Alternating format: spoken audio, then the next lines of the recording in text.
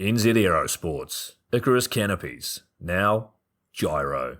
That's right, we've rebranded, and Gyro is our next generation. It honours our founder, as that's the name we knew him by, but Gyro also marks the start of a new chapter. And not to be biased, but it's going to be fucking epic. Long story short, we're more us than ever, so if you're new to the sport, or even a Sky God Ninja Turtle, welcome. I think our valiant leader Lucy, Gyro's daughter, says it best.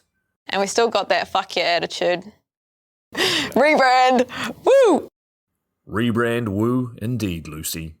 Anyway, head over to gyro.com for more info and get amongst your legends. I was 19, broke, unemployed, and sold my girlfriend's canopy for drug money. So I thought I better sew her a new one. What a sentence, and what a story. This describes the humble yet outrageous beginnings of NZ Aerosports, the home of Icarus Canopies, in the words of our founder himself. From getting a paratrooper toy from his mom, watching parachutes at the DZ as a 6-year-old, jumping off the wharf with a parachute made from bed sheets, doing his first jump at 16, sewing his first canopy on a borrowed machine at 19, and starting to sell parachutes out of a garage in 1986, Paul Gyro Martin had an undying love for the sky. Our company started with one man with the wildest of spirits and a true blue sky dream, a renegade. In the time that Gyro created and ran the Icarus Canopies brand until he passed away in 2017, he pushed everything he had to its limits. We miss him, and we always will. Gyro is the next generation of NZ Aerosports. It honors our founder, of course, because it was the name we all knew him by, but Gyro the rebrand also marks the start of a new chapter, our next jump. Gyro is the space between sound and silence, art and science, chaos and calm. Gyro is a state of epic tranquility that transcends understanding. That moment, in the door, in free fall, mid-swoop, where nothing but the present exists. A perfect balance of euphoria and thrill. Gyro captures our passion for flying and our commitment to designing break-the-fucking-rules canopies that deliver pilots pure, wild flight. Coming straight from the cockpit, it's another episode of Lunatic Fringe with the fucking pilot.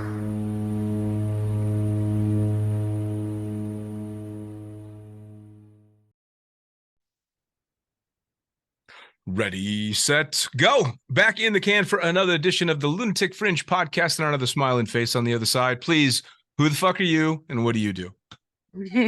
Hey, Dean, I am so excited to be on here with you today. I appreciate the opportunity. I am fucking Ellen Pulford.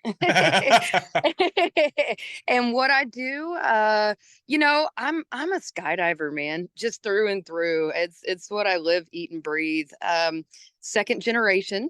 My father had over 500 skydives in the late 60s, early 70s. Oh yeah. So thank you, Daddy. He was actually my mother's skydiving instructor too. So they've been married for about 45 years after that, back when tandems weren't even a thing. So guys, step up your game, Your dad was one of those? He was one of those. Good man. Yep. Good man. The way I look at it, if it weren't for him, none of us would be here. You know, he flew a square twice in his career and broke a leg both times. He he really put a lot of blood, sweat, and tears to creating this beautiful sport for us and where it is today. Nice. So they stopped skydiving, before I was even born. But I grew up hearing about the glory days my whole life. My oldest sister was a drop zone baby.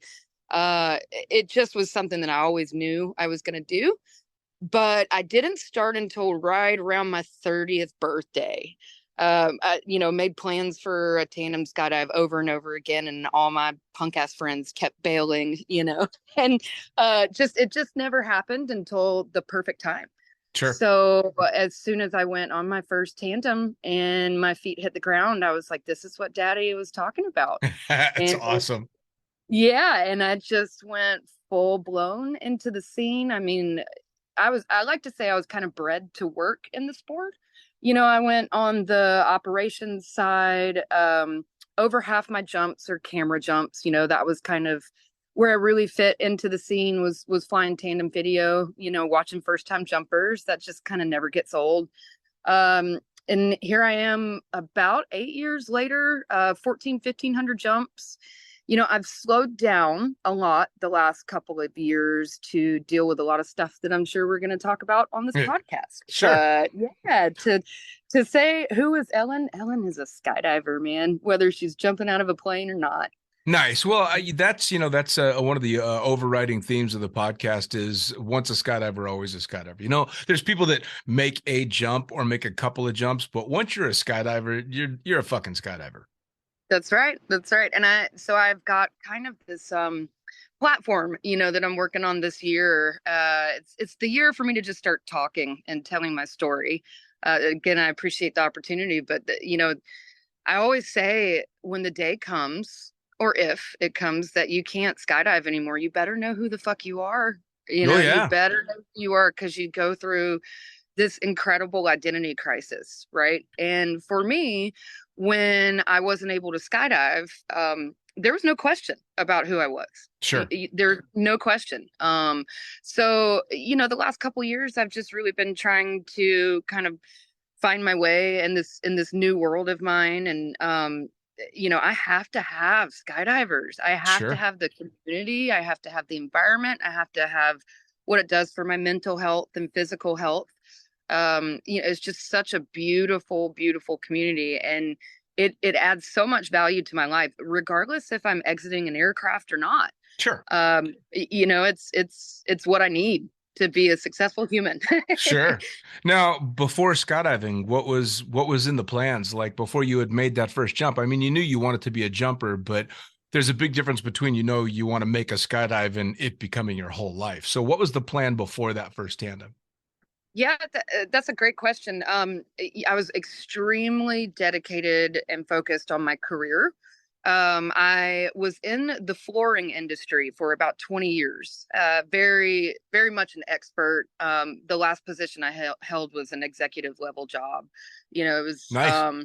Extremely lucrative. I was really, really good at it. I think the challenge of dominating a male-dominated industry was something that always really fascinated me. I loved the corporate ladder. I loved the clout. I loved, putting people in their place when they thought I couldn't do it, that kind of thing. And I just really saw myself being that type of person for the rest of my life. Fast forward to where I started getting more involved in the community. I started traveling and doing records and things like that. I realized how very unfulfilling it was compared to, other things out there. And, I got good at skydiving, right? So it was something else to fulfill. It's also a male dominated industry. And it really kind of took on this new life and new focus for me, to where it became pretty dominant in my life. Sure. And my career just meant less and less to me. And so now I consider myself pretty much retired. Sure. I have gotten out of corporate America, and my mental health and physical health has skyrocketed since. Now I don't require as much to get by. I live full time in my RV. I live out of Chicago, the never land of skydiving facilities during the summer, and travel during the winter. And my heart is really happy with that. It just got to the point where the daily grind at corporate America just did not make sense for me anymore. But it's crazy because I never thought that day would come. I thought that that was going to be my identity for the rest of my life. Sure. Well, it's kind of funny. You get so wrapped up in that grind that it's just what you expect. And of course, we're, especially my generation and my parents' generation, you were just raised to believe that that's what a good person did. That's the life that you lived, as you worked 9 to 5 or a whole lot more. And you busted your ass and you drank beer on the weekends, or you took your, 2-week vacation to Vail to go skiing if you were doing really good. But that was it. That was your life. And when you step away from that, it's very hard to step away from, because it makes you feel like you're a failure. You're not a success in the modern society. But then you realize very quickly, I'm so much better off. And you wonder, what the fuck was I thinking? Right. It's definitely how we are trained to think. Society wants us to believe that success only means one thing, a good credit score and lots of, monetary value. And the more things that you have, the more successful you are. And in my opinion, it's almost the opposite. Yeah. I found out that the less I have, the happier I am, and when people ask me what my goals and aspirations are, some days I'll just be honest and tell them I want to do as little as possible for as long as I can, because I'm really tired. Yeah. I've done enough. I just truly have. And so, 2 years ago, almost to the day, I actually at 35 was diagnosed with ovarian cancer. Oh, wow. It changed everything. It just really changed everything. And obviously some for the worse, but it's done some pretty incredible things for me too. And it really helped me prioritize my life and be able to clearly see a healthy future for myself and what that is, and Sure. and not have so many questions about it. I had the 800 credit score. I had rental properties. I had, glamorous vacations, like you said, 2 weeks a year if I was lucky to even have the time to Right. do that. But it meant nothing when Sure. I realized at the end of the day, corporate America, you'll become disposable if you can't do anything for them. Sure. The healthcare system in the United States doesn't care what your credit score is, right? You're still going to get screwed at the end of the day. Sure. But where, you can still have a lot of value is in our community. Sure. You don't get chewed up and spit out like you do in corporate America. You actually get coddled, and everybody comes to the call of duty in skydiving, and you have a very safe place here, no matter what. Well, it's funny, because at the end of the day, cancer doesn't give a fuck what your credit score is. It doesn't care what kind of car you're driving. It doesn't care about any of that. And unfortunately, modern healthcare in some places can be incredibly difficult. And you spend more time worrying about the healthcare, and then you're in a corporate system where, depending on the company, you're most likely just a number or a face to someone. Whereas in skydiving, beside the fact that everybody knows everybody and it's one big family, we've also learned to deal with things in a dramatically different way than the rest of the world, right? Because skydiving already teaches you where the real value in life is. And then you have to, I would imagine that it had to have made you much stronger in dealing with something like a cancer diagnosis. 100%. I attribute my success with my health issues to the skydiving community, period. All the friends that not all the friends, excuse me, I don't want to generalize, but when I got sick, the people that were around me all day, every day, I haven't seen, in over a year or two. Sure. Things change so rapidly. And when your life gets very difficult, if it's difficult for you, it's way harder for everybody else. But in our community, most of us there's something a little off to begin with, and and we almost thrive in an environment of panic and of chaos, and where people just are trying to get better, from what across the board, that could be a lot of different reasons, but most of us need this because we're lacking somewhere else. Sure. And so it's a community of just like-minded people. no matter what our backgrounds are, age, race, gender, we have such a common trait to where when you know, get into a place in your life where you're just in complete crisis, you're welcomed with open arms here. Sure. Your buddies aren't going to get uncomfortable with those conversations that you need to have. We thrive in those kind of conversations. When you have your really ugly days, they won't leave you. Sure. because we're just used to that, Yep. and it's a big family, opposed to having these, what I like to call, kind of micro friends, Sure. that just kind of pop in and pop out when things aren't too bothersome for them. And Sure. I don't blame these people. I don't mean to sound bitter. It's just they're not built like we are. Right. Well, and they haven't wired themselves that way. First off, I think we start out a little bit different, but then the way that we are is constantly reinforced by the community that we have. And I'm sure you're the same way. I have friends that are not in skydiving that come to me when they want blunt, no fucking around truth, because they know I'm not going to flinch. I mean, I had one friend that came to me and said, I think I've got a drinking problem. And the answer she'd gotten from all her non-skydiving friends was, no, you're going to be fine, blah, blah, blah. And I went, yeah, you probably fucking do, because you drink too much. Yeah. Yeah.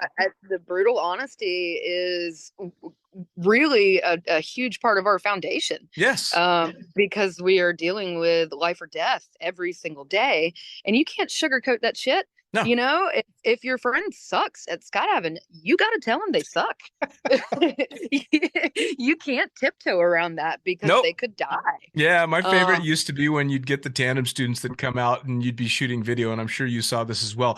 You can't really die, can you? And I used to revel in looking them right in the eyes and go, absolutely, we could die 15 minutes from now, both of us. And just stand there looking at them straight-faced, and they're like, fuck. one of my big constant responses is I would look at him and say, well, this isn't a roller coaster ride, honey. Yeah. We are not at the carnival. But yeah, I will be completely honest with anybody who cares to listen. The way I have conditioned myself to become the skydiver that I became, and the member of the community, and being able to handle the carnage and all this, it truly was my greatest asset going into cancer. And I will never forget the day that this doctor, and again, I don't want to generalize and act like I'm just so bitter and have the worst taste in my mouth for all doctors, but got a pretty bad taste in my mouth for doctors.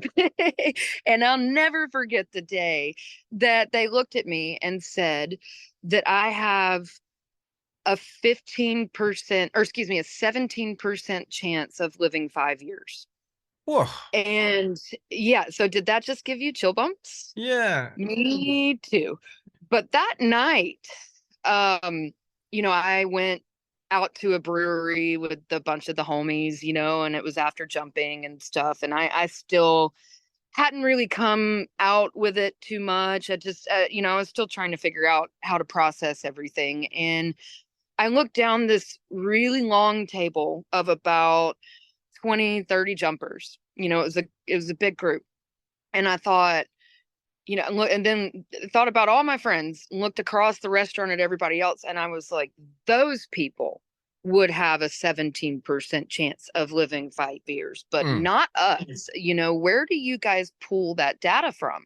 You certainly don't pull it from a bunch of skydivers. Sure. You're pulling it from a bunch of humans that stay stuck behind their computer all year, looking at vacations that they never take, that, are incredibly unhealthy, that never take risks, that only, dream about what they want to do and do what they can do. They don't ever go outside of the box. They don't take risk. They don't take care of their mental health or their physical health. We're all athletes. Yeah. I mean, you can't be in terrible shape and be a skydiver. No. We are constantly putting mental health awareness, on the forefront. It's not taboo in our community. There's just so many things that make us a different breed. Sure. How in the hell could somebody justify giving me, those odds when they know absolutely nothing about me. What sucks, in my opinion, especially about the way that doctors, I almost think have to behave, and especially in the States, is they're so fucking scared of lawsuits and getting sued if they tell someone one thing and another thing happens. And I'm sure you've seen this with other things outside of your diagnosis. They always give you worst case. Oh no, Right. it's going to be a year before, it's going to be 2 years, or you're going to walk with a limp, or this is never going to work that way or this way. And in my personal experience and in those of most of my friends, they're always wrong. Always Absolutely. wrong. But Absolutely. I think they're wrong with intention, because they're so fucking scared that they're going to get sued that they'd rather just tell you, nah, you're fucked, and then their bases are covered, which sucks. That's a great point. That's a great point. I mean, I do have a lot of sympathy for the healthcare community. Sure. A lot of them are doing the best that they can, but they're so jaded at this point. They're just overworked and underpaid in a lot of cases, and they don't like what they're having to do every day either. But just imagine if I would have believed that. Oh yeah. No, just imagine if I would have internalized those numbers and just said, fuck it.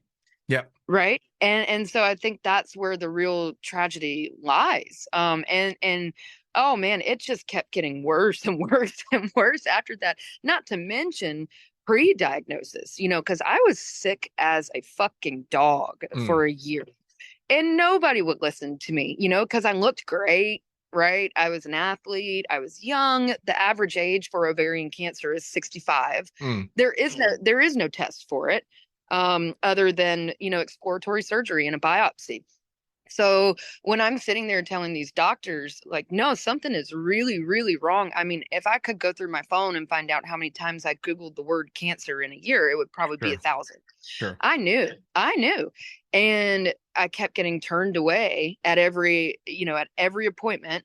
And so I honestly sat back and decided to change my strategy. What I did was, I had been going to all these doctors that were renowned and had tenure and were in, their field for 25 years. They were experts. But what I thought about was like, man, I need somebody to talk to that's 10 years younger than me, that just graduated college and just started practicing, somebody that's not been just completely brutalized by our healthcare system already, that maybe is still, that it's aggressive, that somebody that actually will do extra work still, and not just brush me off. And so finally, towards the end of that year, I mean, I lost like 15 pounds in a month, man. I mean, like you could look at me and tell I was dying. You could barely touch me and I would get these god awful bruises. I mean, it was obvious, it was obvious. And that's what I did. I found a very, very young, lovely gynecologist that was, brand new. And she listened to every word I said. She cared. She immediately was like, all right, let's get in there and see what's going on. And then, about a week and a half later, when all the biopsies came back, then that's when we realized, wow, this is bad, and after that, it just kind of that's when the fight really started. And it was more about fighting for, my right to make my own medical decisions, listening to my body and getting other people to listen to me about my body. Instead of them just turning to page 89 in the cancer handbook and doing what that says and taking the easiest route. Essentially, I ended up about 50 grand out of pocket, even though I had incredible insurance, but I chose a pretty untraditional route that insurance, just wasn't going to pay for. Like the standard is just to put me right into chemo. Right. And I knew immediately that is going to be the last thing I ever do. I'll do chemo, but I'll do it on my deathbed. Right. And I don't want to judge anybody, and disclaimer, not making any kind of, medical suggestions or trying to give anybody advice. But for me, there was no question about it. I couldn't understand the concept of killing my body when I'm trying to keep my body alive. So I really, really, really fought hard for pretty radical surgery. And at this point, it had, spread to, bladder, thank God it didn't make it to my lungs, but, liver. I mean, it just lit me up like a fucking Christmas tree, Sure. And I just really got angry. I just really got angry. And fun fact, I was diagnosed, about a week before Summerfest, right? Uh, and I decided to still come. Of At course. that point, I was not living at Skydive Chicago yet, but I brought my RV to Summerfest 2 years ago. And most people didn't know like where Ellen was, right? I was in my RV all day and didn't come outside until the sun came down. But what I was doing was I was calling doctors. I was making appointments. I was doing research. I was trying to process what I had just found out, a week earlier. But I knew I needed to be here. Mm. I've got chill bumps saying it again. I just knew I needed to see my Sky fam, man. Sure. And the only people that were ever going to get me out of this is you guys. Sure. So I came up with a very unique plan at Summerfest 2 years ago on how to save my life. And something else that I've only told a few people. I don't know if Chris Freyer. Just he's maybe a good skydiver or not. I don't know. He's one of the best damn skydivers in the world. But he's my tunnel coach, right? I think he is running Colorado Springs iFly right now. World records, like been in the sport 20 years probably. I mean, he, broken backbones basically, but old burnout skydiver, but God, I love him so much. And he made me go on a skydive with him that Summerfest. And at that point I had already pretty much quit skydiving because I was in so much pain all the time. Sure. But he was organizing and he literally saw me. I showed up at the hangar the last damn day, to get my t-shirt. And he said, I'm not going to jump with one other person until you go on a skydive with me. And he made me go on that jump. And, I was really confused about what I wanted to do, if I wanted to do anything. There was a big part of me that thought, well, if they're right about how long I have left, should I really do anything? Or should I just try to live my best life while I have left? So it was a very confusing time, but man, the second that I got under my canopy, I was in an immense amount of pain. And it hit me like a ton of fucking bricks. I was like, Ellen, your argument about quality of life is bullshit because you have no quality of life already. And it's going to keep getting worse and worse and worse if you don't do something about this, and I literally made the decision that I was going to do whatever it took to save my life at Summerfest 2 years ago because of Chris Freyer making me go on that stupid skydive, I mean, forcing me to go up in the air when I didn't want to, but he knew I needed the reminder of what this does for me, and why I need to live and why I need to fight. And ever since then, it's been guns out, baby. I have just been going balls to the wall to get this thing over with. Well, that's one of the amazing things about the community, right? Is they'll listen to what's going on, they'll understand what's going on, and they'll chuck sensitivity out the window and give it to you straight, which is the most amazing part about it, right? I mean, there's nothing better in the world than having a close skydiver friend of mine when I'm beating myself up or doing something and not taking care of whatever, calling me a pussy and getting me out of my own funk when everyone else in the world would be like, oh, it's going to be okay. I'd much rather have somebody go, stop being a fucking pussy and do this. Which, how amazing would it be if the rest of the world, doctors, medical professionals included, got to use the gallows humor that we do and this dark sense of humor and this zero filters kind of way of dealing with people? How much smoother everything would go. I wish we could just bottle up the fundamentals of this community and like distribute it across the world to everybody. We try, but it gets us banned on Facebook. Yeah, our baseline is just so different, like Chris Prayer and I mean, he's such a dear friend, but you would never know that because all we do is just talk shit to each other, Yeah. like all we do is just crack on each other all day, every day. It's amazing. It's the most beautiful relationship. But he knew what I needed that day. Yeah. He knew exactly what I needed because that was the last skydive I went on for a long time. Yeah. I mean, after that, I, had multiple surgeries and almost died twice. I, was in the ICU for quite some time, had to learn how to walk again. Just it was such a battle after that. And he knew that I needed to go into it with that memory.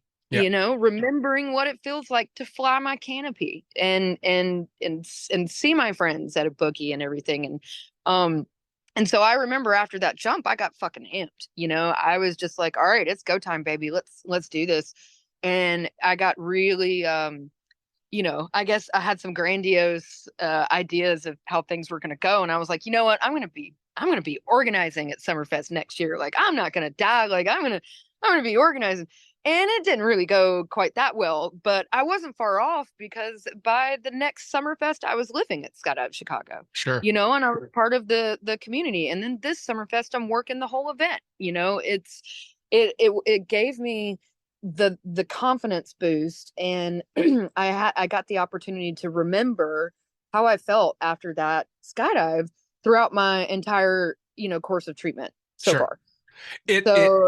It always astounds me how what the rest of the world would consider just being ridiculously irresponsible is what focuses us and gets us going in the right direction. Yeah, I mean it's a really good way to put it. And define responsibility, right? Who and what are you trying to be responsible for? Well, I know for me moving forward, things have changed so much. The only person I care about is myself. Really, I am kind and good to all people, but I'm very important, and taking care of me, that's not selfish, right? No. But when you're just on this rat race, and all you care about is like the money and the success and, having that standard American dream, I mean, really all that is for other people. Sure. It's not for you. It's giving and giving and giving and giving. You're giving your time, your energy, your mental wellness. It's extremely taxing and it's unhealthy. Oh yeah, you're living that Instagram life. Yep. I tried to continue working as long as I could, but the stress, it did a lot of damage. It did a lot of damage to me mentally and physically, trying to manage, millions and millions and millions of dollars of other people's money and having these quotas and traveling 5 days a week. I don't know what the fuck I was thinking. I don't know why somebody didn't just sit me down and say, Ellen, you can't do this, but they didn't. And I don't blame them because for the longest time, that is what made me happy. It is succeeding in that world. But I started having, some pretty severe issues with panic attacks and anxiety. Because not only was I just, like so concerned to the point where sometimes it would be hard to breathe that I was going to fuck up at work. I was worried about dying too. Sure. And there's really, really no question about what is more important. When you put those two things into perspective, I was just giving too much to too many other people and not focusing on myself. So at one point, things started getting pretty ugly at work. And, again, not trying to generalize a whole, community as in the flooring industry or sales or anything like that. But I mean, it was really shitty, to be honest with you, because one of the last big meetings I had, a upper management guy, I mean, just reamed me in the middle of Jay Alexander's in front of a client, because my numbers were down, and just talked to me like I was the biggest piece of shit on the planet, with no empathy, no humanity, even no questions about what I was going through, no, just only assumptions because people see the fact that I'm not bald I just don't look like the traditional cancer patient, Sure. right? And they assume that it's over. Right. They don't know what I'm going through on a day-to-day basis because they don't ask. And this guy just literally tried to strip me down of every bit of decency I had in front of a client, and he loved it. Of course. He loved it. He got to feel like such a badass doing that to me in front of people. It gave him so much joy and fed his ego to the point where he probably had the best day of his life after that. And I had to pull over on the side of the road because I felt like I was going to die. Sure. I was having one of the worst panic attacks I've ever had in my life after that. And that's when I decided this is not for me anymore.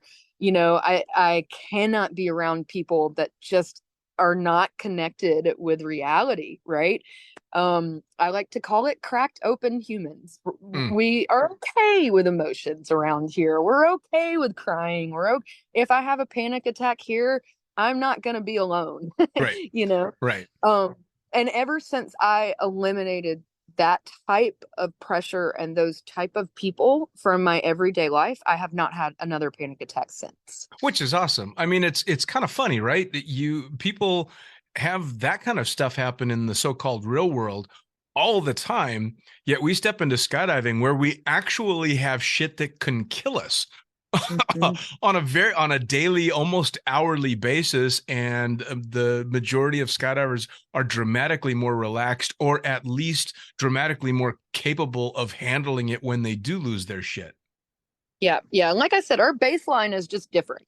Yeah. Than a lot of people's. Our baseline is, scary, right? We deal with scary shit all the time, and I'm not saying we're better than anybody. It's just you can say that.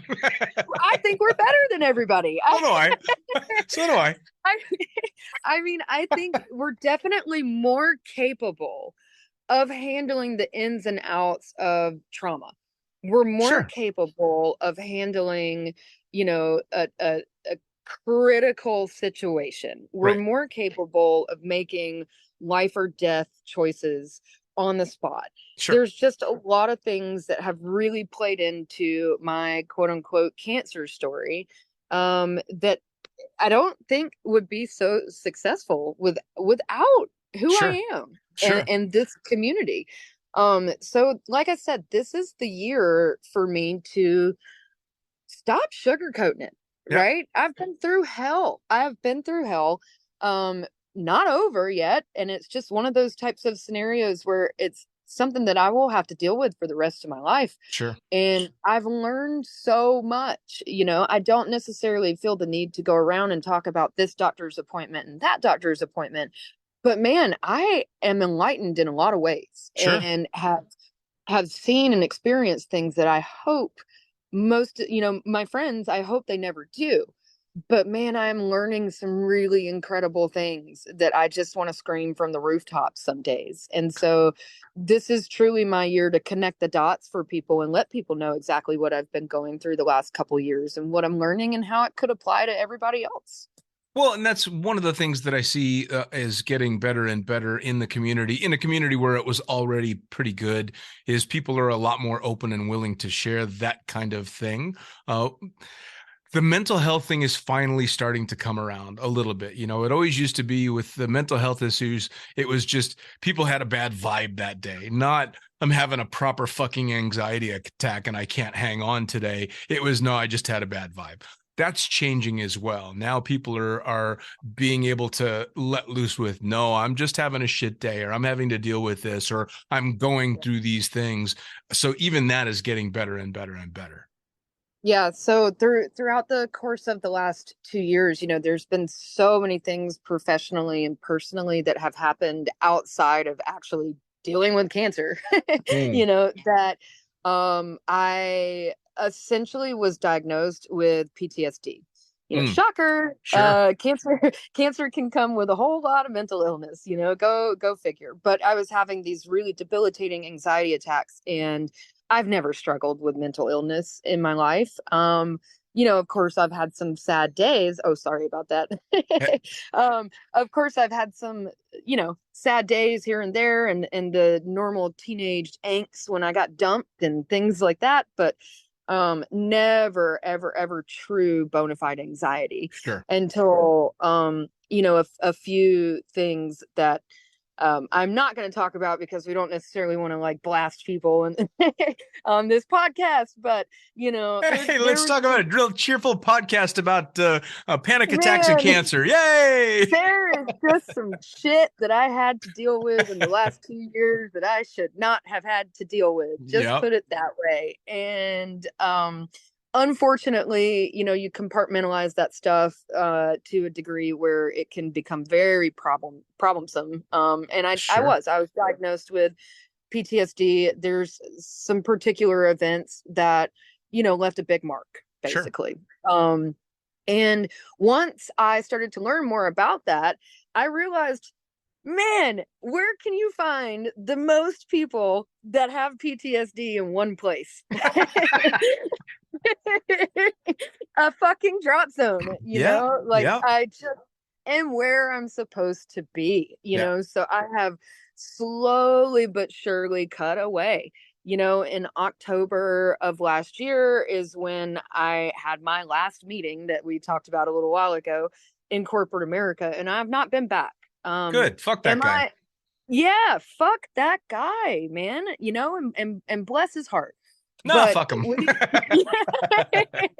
I mean, it just is not worth it, and then I started selling everything, right? This $4,000 couch that I had that was the best damn couch of my life, and I loved it, and all my friends loved it, and we had some really good parties on it. I got rid of it because I don't need that couch anymore, and so I started just purging, and oh my God, it was the most liberating feeling ever, to realize I don't have to worry about where I live anymore. I've got a paid off RV, I've got a paid off van, and I can do whatever I want to, whenever I want to. And it's such a beautiful life. It is such a beautiful life. So, I eliminated if I had to quantify it, about 75% of my stress, just getting rid of that American dream, Sure. that I have worked 20 years for. And here's the thing. It's like, like I said, I had the $800 or 800 credit score. I had money in the bank. I had rental properties. I had everything. I did it all right. And within 2 years, systematically, because of our healthcare system and because of the way corporate America works, I had almost nothing anyway. Sure. So what am I going to do?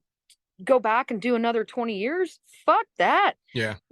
I'm going to go live at the drop zone with my homies and have some fun. Yeah. Well, I mean, Skydive Chicago has been such a beautiful environment for me to heal. And, of course. I mean, we all know a lot of miserable rich people. We've all met them. We've all dealt with them. All the money in the world doesn't make people happy. They'd be just as fucked with it. And I'm sure you're old enough to remember the crash of 2008 that wiped out a lot of fucking people that were doing really well. I was a broke skydiver, didn't have a fucking thing, didn't own a fucking thing. 2008 was a great year. Baby. Didn't fuck with me at all, man. My 401k was fine because it didn't exist. Yeah, I mean, honestly, 2020 was one of the best years of my life because everybody was getting unemployment checks, and all the tunnel rats were able to skydive, and we just I went to 27 states in 2020. I mean, we were all working from home. It was great because the drop zones and the tunnels shut down, Sure. But then the drop zones opened up before the tunnels did, and they were all getting unemployment, so they were actually able to skydive for a while. Sure. So I was getting to skydive with all my tunnel homies. It was a great year, man. It was a great year, but so many other people were suffering so bad because they relied on this falsity that security, that having all that money and the property and the revolving, it's numbers on paper. It's not real security, Sure. And it can come and go. Especially people that work in the industry or like me, kind of step straight into working in skydiving. You get real comfortable with very little really quickly. And you don't worry about it. I mean, it's everything breaks down to how many jumps can I get if I don't buy this or if I don't buy that. And I don't need the fancy car. I just need to be able to get to the drop zone. And I'd rather spend the money on the new canopy, or I got to save up for the line set or this or that. And especially if you're in a seasonal drop zone, it's feast or famine, or you've got someplace else to go, but you get very comfortable with living on a dramatically lower scale than you need to if you have the house and the fancy car and the mortgage and all the bills and all that bullshit. And there's not to say that there's anything wrong with that life either, if it's fulfilling to you. But to people like you and me, that shit just never worked, No, and not only did it not work, it did damage for me. It truly did damage. And when it came down to, learning the lesson the hard way of how beautiful and important life is, how much I want to be here. I am scared to die, Sure. I did to some degree, right? Like then you start being more capable of making these pretty drastic decisions. Sure. And somebody put it, the best way I've heard it not too long ago. So, here at Skydive Chicago, if you do a tandem, you can like rent a cabin, right? And stay for a couple days and hang out at the pond. And it's rare that you actually get to do stuff like that with like woofos all the time, Sure. so it's pretty cool. I love those moments where you get to hang out with somebody, and the couple that I'm talking about, the guy just got his A license the other day. Nice. You can see it in their eyes, like when somebody's going to be a skydiver after a tandem. Yeah. But they were sitting out by the pond and we were having a couple beers, and like, man, they were just blown away. How do you do this? Like, this is the coolest life ever, blah blah blah. And a buddy of mine right there said, well, none of us got here by accident, right? I mean, society might look at us living in trailers and, think that we're bums and blah, blah, blah. But I mean, truly, it takes a lot of work to be able to cut away from society to the point to where you can do this full time and you can snowbird. And it's not because we lost everything. No. Right. It's because we put everything into it. Absolutely. And there's something to be said about that. It's just sheer determination to do what makes us happy, Of course. and that's why I'm not gonna be one of those fuckers that has a 17% chance to live 5 years. Exactly.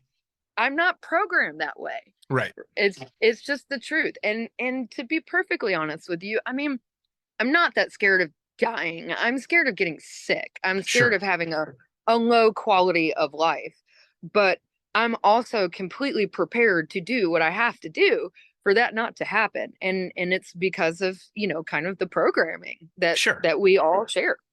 Well, and luckily though, having been brought into this community and you being second generation in this community, we're just wired differently to make the life or death decisions, like you said. And so it's very easy for us to say, I'm not going to stop fighting. What's the first fucking thing that you're taught when you're in ground school about dealing with malfunctions? Never give up. Baby. Never give up. Yep. All the Just handles are pulled. Yeah.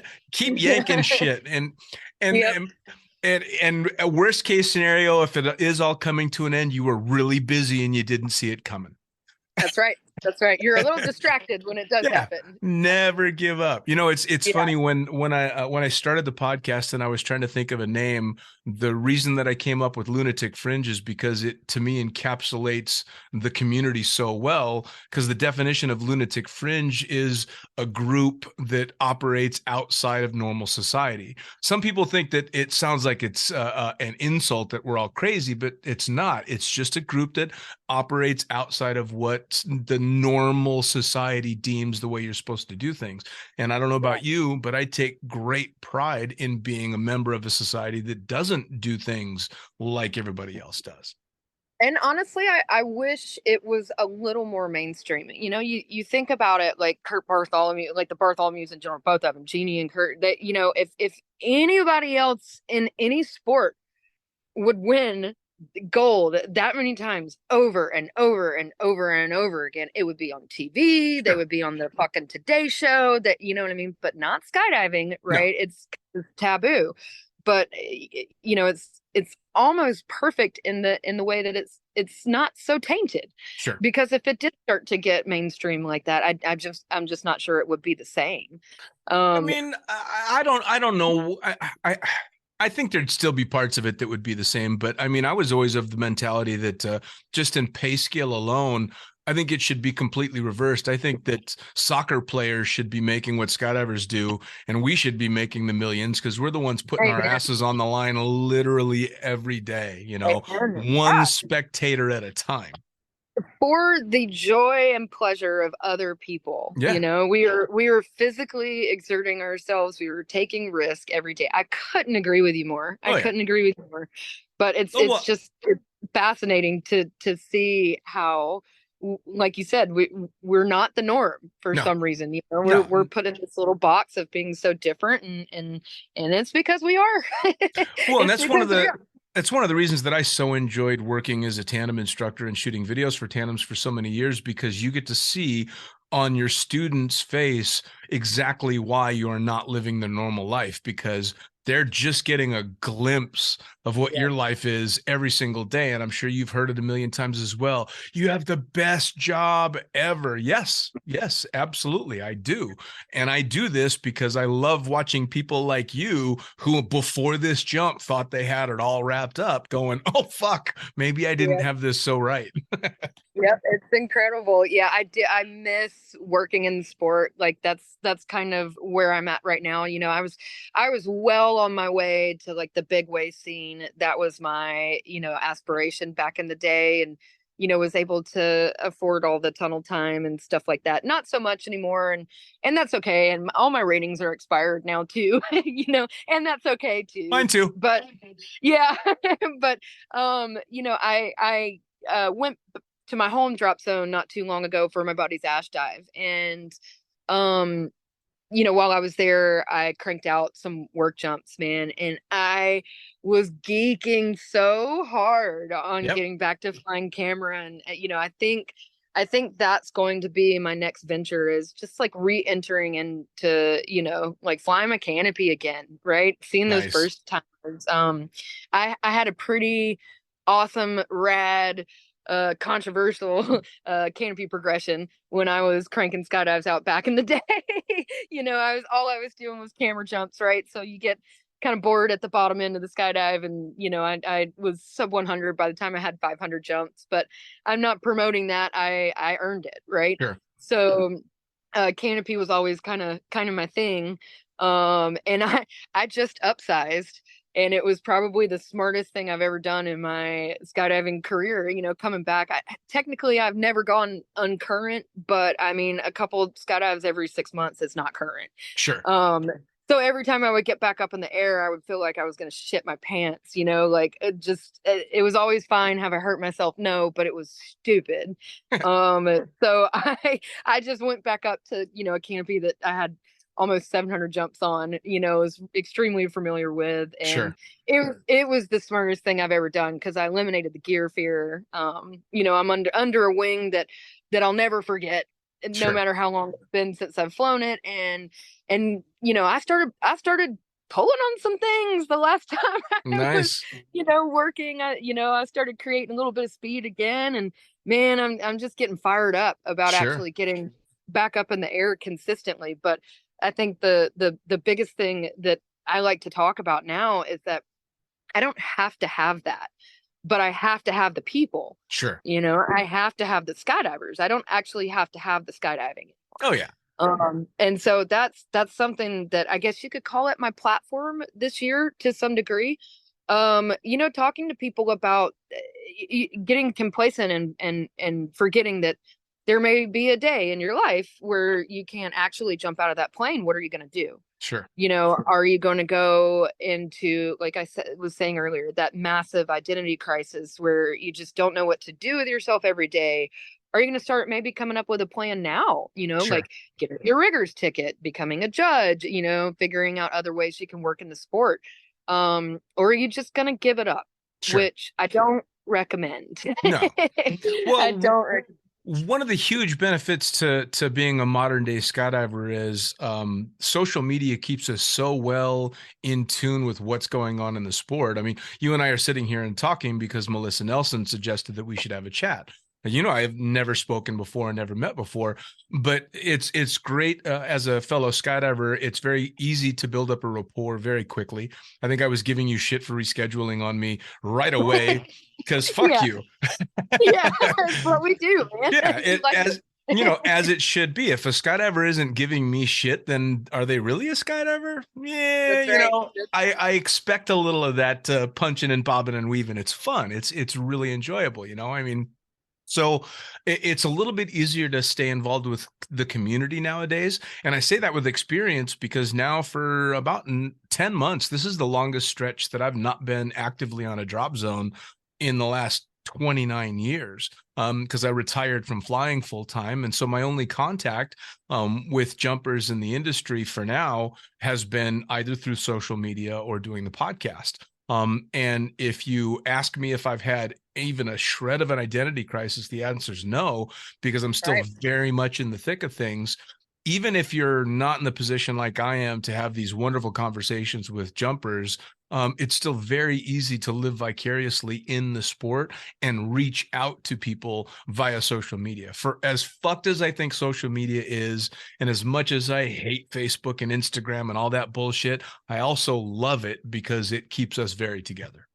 It's a necessary evil nowadays. You just really can't get past that, and the access that you have to your community with it is it's worth all the bullshit that you have to filter out, you know, to get there. I mean, there's been some things that I've seen in our community regarding social media that are pretty fucking disgusting in my opinion recently. But I try to turn a blind eye, you know. I try not to get jaded by that and just realize that you can't change the world, right? No. People are going to be people regardless of what they do for a living or what their hobbies are. But no, it's I agree, it's really important. And you know, being a part of the community that can look different for everybody. Sure. You know, but you nailed it. I mean, you are the true, you know, definition of what I'm talking about. It's somebody that has kind of found their way in the sport without it actually having to be exiting an aircraft. Sure. And I feel like, you know, that's an important message and something that people may not think about until it's too late, you know. Absolutely. Kind of making sure you create a plan, not necessarily a plan as in, you know, I'm going to do A, B, and C, but be mentally prepared for an injury or loss of income or, you know, moving away and being 4 hours from a drop zone opposed to you know, 30 minutes or there's just so many reasons why you might have to step back and rethink, you know, what your day-to-day life is in skydiving. Oh yeah. Well, and I have stood down for medical reasons because I had some surgery on my neck and they've said it's going to be a year and a half. And I'm good with that too, but I've also got a lot of years and a lot of jumps under my belt. So it doesn't hurt my feelings to spend a little time on the ground, out of the cockpit and on the ground. And again, just having great conversations. But again, I fully plan on jumping again and jumping actively again. So it's out there. Meanwhile, you're sitting in a trailer at Skydive Chicago when Summerfest is about to kick off. Woo! Vegas, the Catalina wine mixer. Fucking jealous. Well, tell me, as we wind down towards the end of things, what have you got planned for Summerfest specifically? Are you going to be out jumping, or are you just going to play and hang out? Man, I'm gonna be keeping all my friends safe. I am so excited. I'm gonna be checking in gear, and I'll be loading people onto the aircrafts all Summerfest. I'm so excited. I'm going to be helping out with some events at night too, but that's just kind of organically what happens anyway. Sure. But yeah, so no, I feel like a real integral part of the community this year. This place has done nothing but just protect me and giving me, last year it gave me a safe place to heal. This year it's giving me a safe place to grow, and I'm just finding my way. And like, I got chill bumps right now talking, man. It's so dope just how these people in this place is, and like, for sure, to be here and watch the cultivation of the event. and help with all the work leading up to it. And then to be here after the event is over. I mean, seriously, it's the best week of our lives, Sure. and to be such a big part of that. I am so excited. Am I organizing this year? No, but like I got close to it, Sure. maybe next year, man, maybe next year. So So yeah, for y'all can find me like in the registration area. I'll be like, you can't get it past me, guys. Make sure you have your shit cleaned up and it's all tight and you got your reserve repacked. You know what I mean? I'll be checking your gear, making sure that gets through registration, and then I'll be putting you guys on the gravy train. nice, nice. Now, how do people get a hold of you on social media if they want to know more about your story, if they want to come hang out, if they want to jump? How can they follow you if you're going to be updating people on what's going on with you? How's all that? Yeah, absolutely. So Instagram is probably the most predominant platform that I use, and my handle is Sarah Ellen L on Instagram, Ellen Pulford on Facebook.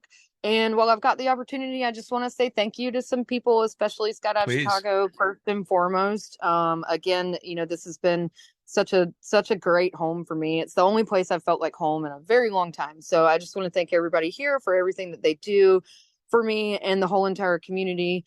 My sponsor, Option Studios, has always been right by my side, the whole way, whether I'm jumping or not. They've been such a great support system for me. And just all of you guys, man, I love y'all. That's I love you awesome. so much. And I appreciate everything this community has done for me. And never turning its back on me, man. Never turning its back on me. And it's never I will going to. never do that to you. Yep. Yeah, It's so true. And thank you, Dean. Thank you for the opportunity to just kind of chat a bit, man. I don't even feel like I really did anything but just hung out with a skydiver. which is exactly what I want. That's exactly what the whole idea is. It's just a couple of jumpers shooting the shit, and people have the opportunity to maybe learn a thing or two during the conversation, or even come up with some questions and some topics to discuss. So it's always wonderful. And thank you so much for taking the time to sit down and talk and share the story. And I'll look forward to following the journey, because I know that you said you're still in the fight and there's a lot more to come, and I want to hear all about it. Awesome. Thank you so much. And one more little bit, guys, if there's anybody out there struggling with health issues, or has a feeling that something is wrong but doesn't know how to get to the bottom of it, or is in their own cancer journey, like, reach out to me. I don't care if you're a skydiver, if you're a skydiver's kid, mom, if you're hearing this and know who I am, and you're struggling in any way, regarding health issues, and all the millions of things that come with that, like, I'm here, man. We're not That's awesome. strangers. If that's the case, we are not strangers. We are actually very connected already. So just let me know if there's anything I can do. That's very, very cool. Ellen, thank you again so much. Yeah, no, thank you, Dean. I love it. All right, guys. See Take ya. care.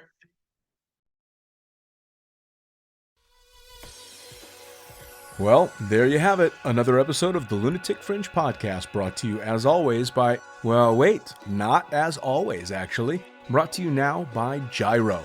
Formerly known as NZ Aerosports, you'll head to gyro.com for their next level line of canopies. By Pussfoot, the Extreme Sports Collective. Head over to pussfoot.com to check it out. By Summit Parachute Systems, check out summitparachutesystems.com to talk to Jarrett Martin and the gang about kick-ass pilot rigs, rigging courses, and more. By Flyaway Indoor Skydiving, go to flyawaytn.com and check out all the cutting-edge stuff to come. By Pure Spectrum CBD, head to purespectrumcbd.com to check out their wide range of CBD products. And as for us, head to the lunaticfringepodcast.com to listen to any of the hundreds of episodes currently available, hit the link for our YouTube channel, pick up your copy of the Lunatic Fringe book or The Accidental Stripper, and get a sneak peek at upcoming guests. Once again, thanks for listening, and we'll see you next time.